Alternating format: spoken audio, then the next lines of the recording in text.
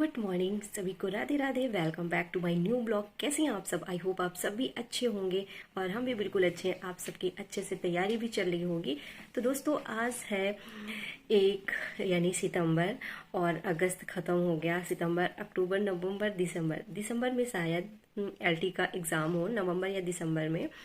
और दिसंबर में टीजीटी का तो होना ही है, वो तो सबको पता ही है। लेकिन अभी एलटी में ये है ना कि नवंबर में होगा कि दिसंबर में होगा कि जनवरी में होगा। लेकिन हम लोग दिसंबर का टारगेट या फिर नवंबर का रख लो। और नवंबर में तो मुश्किल लग रहा है, दिसंबर का टारगेट रखते हैं कि नहीं, मतलब कि हमारा नवंबर तक हम अच्छे से तैयारी खूब सारी करेंगे। तो बहुत सारे लोगों का, आप लोगों के कमेंट्स रहते, दीदी टारगेट शेयर करिएगा, टारगेट शेयर करिएगा। तो हमने सोचा चलो अभी तक जो हम लोगों ने पढ़ा, कितना पढ़ा, क्या पढ़ा, वो सब तो बढ़िया है। और जो टॉपिक ज़्यादा टफ लगेंगे उनको 2-2, 3-3 दिन के लिए रखेंगे। और जैसे जो टॉपिक मतलब तैयार है, अच्छे से कवर है, छोटे हैं टॉपिक, तो उनको 1 दिन का टारगेट रखेंगे। और फिर जैसा हो आप लोग शेयर करिएगा, बताइएगा यानी कमेंट करके। और तो आज हम लोग हिंदी साहित्य के इतिहास से शुरू करते हैं, क्योंकि जो हमारे सिलेबस में दिया गया है शुरुआत से, तो अपने पास सिलेबस ज़रूर रखिएगा। और धीरे धीरे हर दिन एक एक टॉपिक कवर करेंगे, कोशिश करेंगे। कभी कभी कोई प्रॉब्लम हो गई, कुछ नहीं कर पाए टारगेट पूरा, तो उसको हम दूसरे दिन शेयर करेंगे, यानी करेंगे जब कंप्लीट तब शेयर करेंगे। जैसा भी होगा, आप सब इस जर्नी में हमारा साथ दीजिएगा। और जिसको जिसको ऐसी तैयारी करना है अपना कर सकते हो, क्योंकि बहुत लोगों को अभी नहीं समझ में आ रहा कहाँ से तैयारी करें, कैसे ना करें। तो हमने सोचा चलो ठीक है, हमारी भी अच्छी से और तैयारी हो जाएगी। क्योंकि जितना हम लोग टफ टारगेट रखेंगे ज़्यादा, अब वैसे भी जितना अपने आप को आप मेहनत कर ले जाओगी, जितना मेहनत करोगी उतना ही अच्छा रिजल्ट आएगा। तो इसलिए शुरुआत करो और बिल्कुल भी डरो नहीं।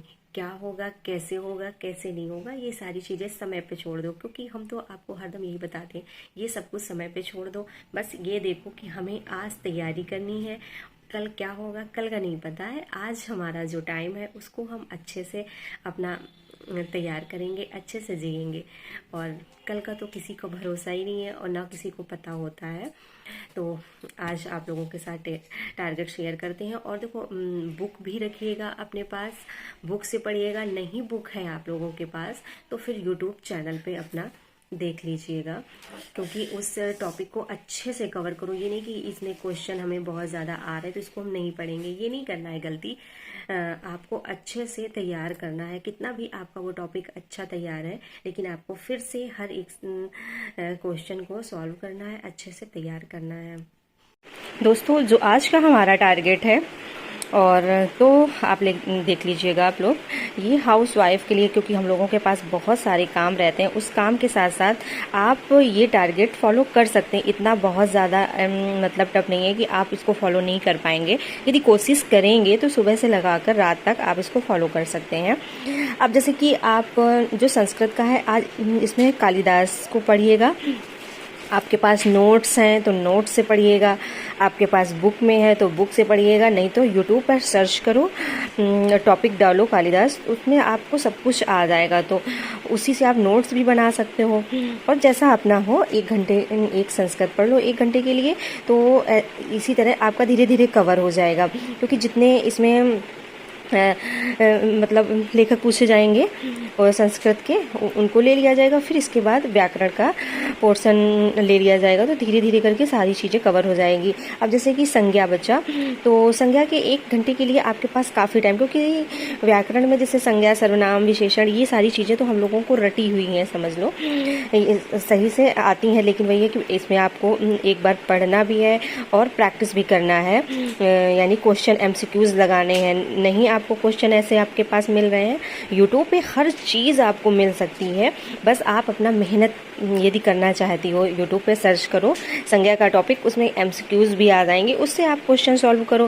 फिर आपको पता चलेगा कि हमारे कितने क्वेश्चन सही हो रहे हैं, कितने गलत हो रहे हैं। क्योंकि होता क्या है, जो चीज़ हम ईजी समझते हैं कि बहुत ज़्यादा ये सरल है, हमको तो सब आता है, तो वहीं पर कहीं ना कहीं क्वेश्चन हमारे गलत होना शुरू हो जाते हैं। तो ये 2 हो गया। जीके जीएस 2 घंटे जहाँ से आप पढ़ते हो, जैसा भी पढ़ते हो, आप बुक से पढ़ रहे हो या फिर यूट्यूब चैनल से पढ़ रहे हो, जैसा पढ़ रहे हो अपने हिसाब से आप कवर करिएगा। और जितने बजे आपको टाइम मिले, सुबह के मॉर्निंग के टाइम में टाइम मिले तब करो। अपना खाना बनाया, इसके बाद 1 घंटा पढ़ लिया, फिर बीच में अपना काम किया जो भी काम है, फिर इसके बाद पढ़ लिया। ऐसे कर करके आप पढ़ सकते हो। अब जैसे बचा है हिंदी साहित्य का इतिहास, और कल का हम लोग टॉपिक रखेंगे आदिकाल। लेकिन आज जो है हिंदी साहित्य के इतिहास में आप इसको बहुत डीप से पढ़िएगा।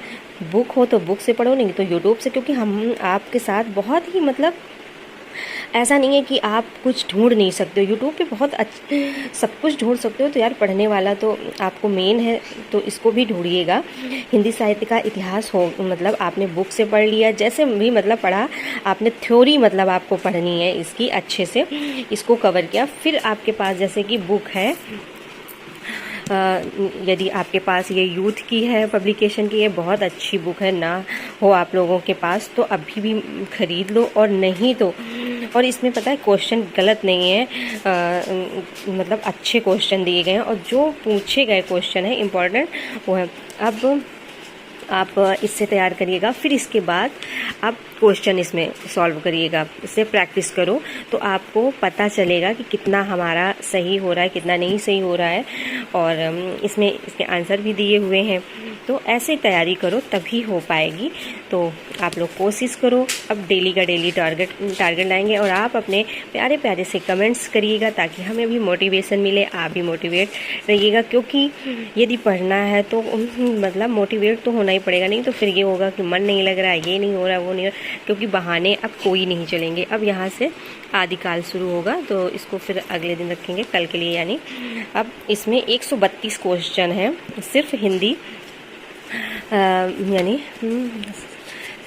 हिंदी साहित्य के इतिहास में 132 क्वेश्चन काफ़ी हैं। 132 में, और पता है इसमें जो 4 ऑप्शन दिए रहते हैं, एक तो सही होता है, मतलब 3 जो गलत होते हैं उसका भी मतलब इसमें दिया गया है, अच्छे से समझाया गया। तो आप लोग अपना बुक ले लो, और नहीं जिसके पास घटना चक्र है तो अपना घटना ही चक्र से पढ़ो। फिर 5 मतलब और भी ज़्यादा किताबें मत लो।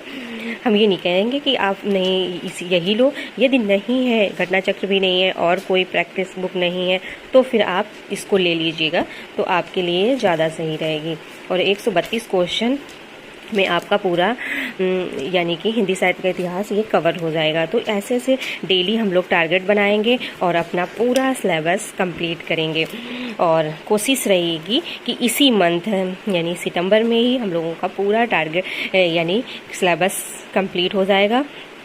और फिर इसके बाद फिर जैसा कुछ होगा फिर आगे की तैयारी की जाएगी। तो अभी फ़िलहाल एक मतलब हर दिन का टारगेट बना के फॉलो किया जाए तो ज़्यादा सही है। तो फिर मिलते हैं अगले ब्लॉग के साथ, तब तक के लिए bye bye, thank you, take care. आप सब अपना ख्याल रखिएगा। और दोस्तों, आप लोगों को यदि ब्लॉग्स अच्छे लग रहे हों, वीडियोज़ अच्छे लग रहे हों, तो प्लीज़ चैनल को सब्सक्राइब करिए, लाइक करिए, क्योंकि हम सब एक यूट्यूब फैमिली है।